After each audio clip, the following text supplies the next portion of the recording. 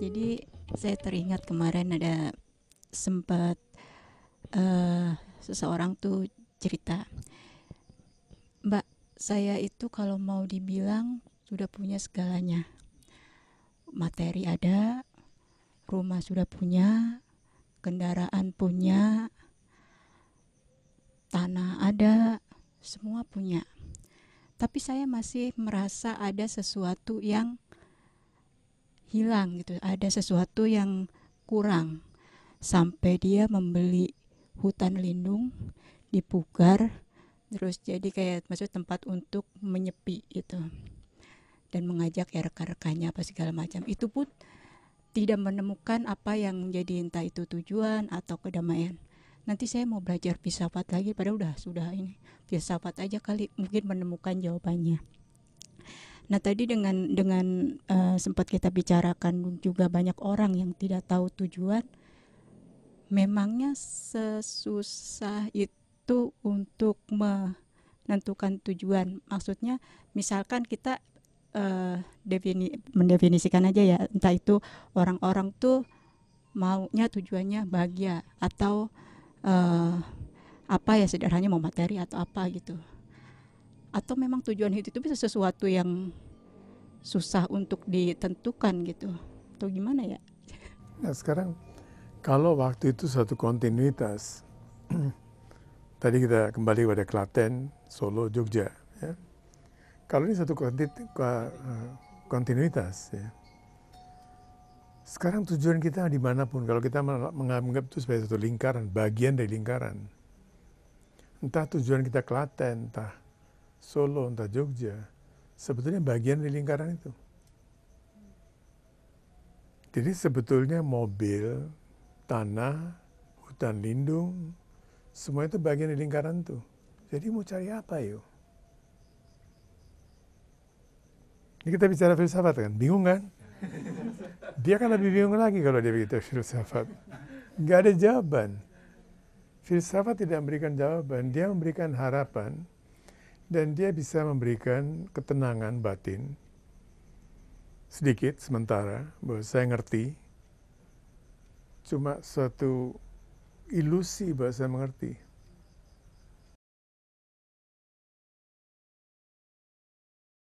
Jadi pengalaman atau pemahaman yang akan membawa orang itu mengerti akan tujuannya, Bapak.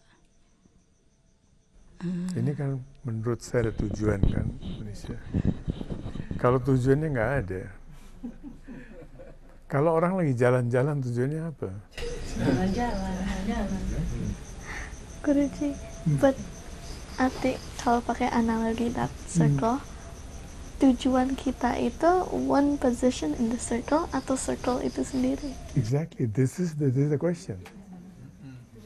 Now, even if you point to one circle, one point, yeah, one point is it's a part of that circle. Jadi kalau you mengatakan ini point ini adalah tujuan saya, actually you cannot pinpoint because it is a circle. Artinya pakai analogi itu lagi, artinya apapun yang kita lakukan itu within that circle. Yeah, and we think we have a free will.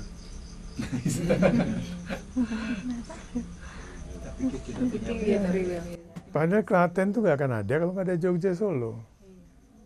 Klaten pikir, wah saya punya Pemda sendiri, Pemkot sendiri, PM apa, Pembub sendiri, PM apa nggak ada, Bupati, Kabupaten, whatever it is ya. Bingung kan? Nah inilah filsafat akan membingungkan. Dan karena orang sudah bingung, dia akan istirahat sejenak. Dan sejenak itu bisa seumur hidup. Tapi, what do you think kalau anak-anak sekolah diajarin filsafat? Will that make them? No, I think they should learn. They should learn. You see, anak-anak kita tuh kurang bingung. Ini menjadi masalah. You know, they must do overthinking. Dan kita dijualin satu hoax bahwa overthinking itu penyakit. Overthinking is the best thing that you can do. Sebenarnya one of the best thing yang diintroduce sama the curriculum that I'm in, kita diajarin filsafat. That's good. It's not filsafat under nama filsafat, tapi namanya itu theory of knowledge. Jadi we're supposed to question apakah ini itu benar atau tidak. Jadi question pertama yang diberikan ke kita itu adalah is knowledge real? Jadi semua hal kita question, misalnya hal-hal kecil seperti langit biru. Kenapa kita pikir langit biru? Kenapa di tulisan kuno Greek tidak ada warna biru? Dan seperti kayak gitu. Yeah, the thing is, filsafat, if you want to study filsafat, seluruh filsafat barat, you just study one novel, Sophie's World, and try to read it in English at least. If you know French, I think French. It was originally written in French. I didn't read, I can't read French. But if you read in English, you will have the idea, okay? There's a thick book. But Sophie's World, one book is enough. Western philosophy, finito. Finito. Second best book on philosophy is The Mystery of Creator and Creation. I read that in 3rd grade. I was confused.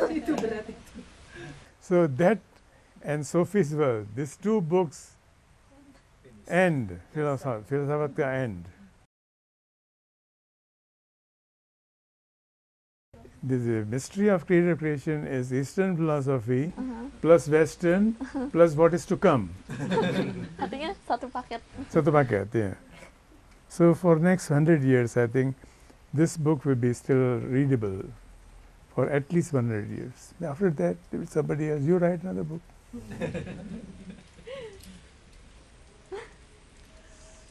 Did you read it? I read it in 4th grade. 4th grade? 4th grade. Man, that's wonderful. But I was so confused. I was like flipping through the pages and thinking, what is going on? I'll read it again.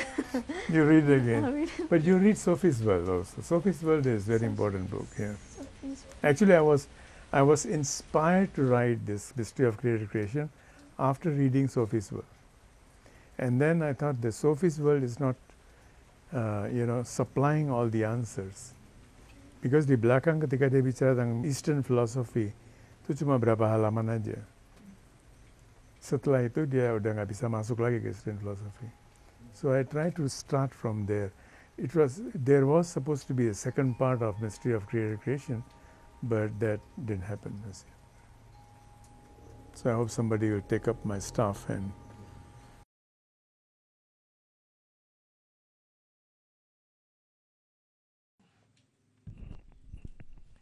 tadi kan seperti dibuat kesimpulan sementara bahwa ketika belajar filsafat dari barat itu katakan kita sudah membacanya, mempelajarinya, seolah-olah kita sudah ngerti dan ada seperti jeda gitu. Fenomena jeda ini apakah karena memang barat itu mereka tidak punya budaya untuk meditasi tadi, karena meditasi itu kan lebih mengeksplor lebih luas gitu. Sementara di timur ada. Apakah selama barat tidak melakukan eksplorasi ke dalam diri, bab terakhirnya mereka filsafat mereka itu tak akan dilanjutkan lagi? Kira-kira bagaimana ya Bapak ya? Kalau dibilang tidak ada juga ada, tapi tidak secara umum ya. Secara sporadis ya ada aja. There is Saint Francis of Assisi, terus ada banyak. Marcus apa yang dari zaman Julius Caesar kalau nggak salah, ya tulis juga. Banyak, walaupun ya saya tidak setuju dengan 100% setiap buku itu, tapi pendapat kan bisa berbeda-beda ya. Orang sudah mulai memikirkan tentang inner journey. Ya tapi ya tidak dipersu, tidak ada yang melanjutkan itu. Dan sekarang kita dihadapkan misalnya di saudara-saudara kita di salah satu pulau kita yang sangat tercinta, itu dihadapkan pada satu istilah baru, seolah-olah kelanjutan itu bahaya. Kelanjutan itu berarti mengkultuskan. Ini adalah hoax terbesar.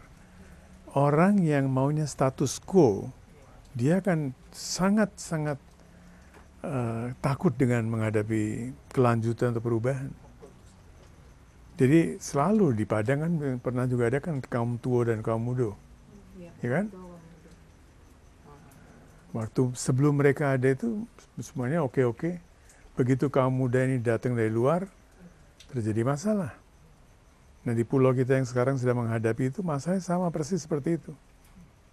Kaum muda dan kaum tua. Di Padang akhirnya kaum muda yang baik atau buruk atau apa nggak tahu, tapi mereka yang akan menang.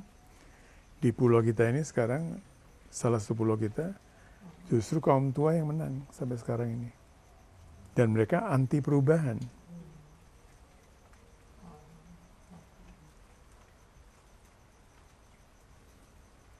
Walaupun ya nggak bisa anti perubahan selamanya, tapi ya terjadi pembodohan secara massal. Mungkin dilanjutkan Bapak mengenai jeda tadi. Oke, di barat sebenarnya ada yang melakukannya.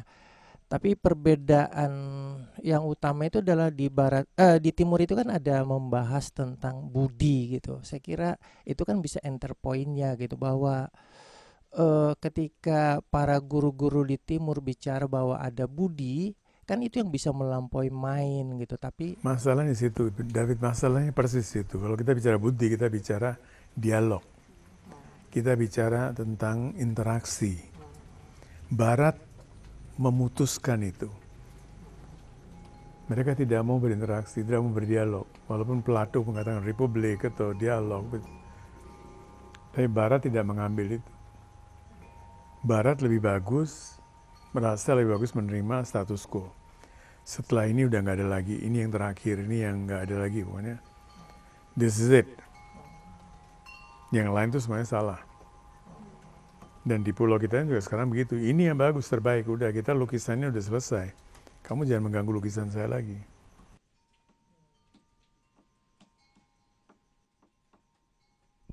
artinya filsafat itu sendiri mengingkari esensinya, bahwa kalau filsafat kan berpikir kritis.